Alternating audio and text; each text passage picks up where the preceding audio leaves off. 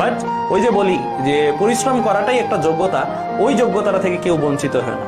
ওই যোগ্যতাটা সবার জন্য উন্মুক্ত, ওই যোগ্যতার কোনো সিট সংখ্যা নাই, ওই যোগ্যতায় কোনো এমন কিছু নাই যে হ্যাঁ এই কয়টা সিট আছে চান্স পাওয়ার জন্য, চান্স পাওয়ার জন্য আছে, কিন্তু এই কয়টা সিট যোগ্যতা অর্জনের জন্য নাই। যোগ্যতা অর্জনের জন্য অফুরন্ত সিট, পরিশ্রম করার যে যোগ্যতা, এই যোগ্যতার জন্য আনলিমিটেড সিট আছে।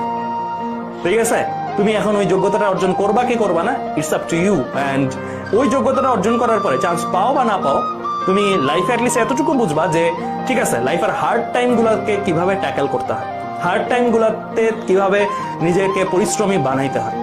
অ্যান্ড আমি আরেকটা কথাও বলি সবসময় যে অ্যাডমিশন লাইফ, এইচএসসি লাইফটা হচ্ছে মানুষকে অনেক বড় করে মেন্টালি।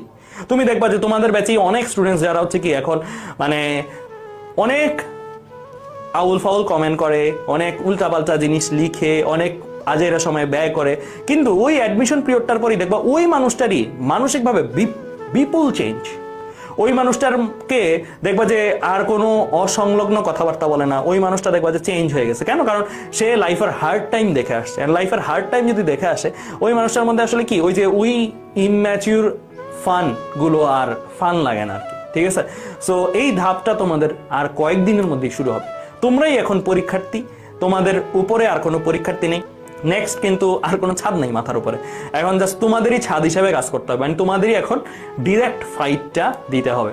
অ্যান্ড এই যে ক্লাসগুলো নিচ্ছি, দেখাচ্ছি, এগুলো কিন্তু ভাবার বিষয়, নিজেকে ভাবতে হবে, নিজের practice sheet, lecture sheet, note এগুলো প্রপার রেডি রেখে বারবার ভাবতে হবে।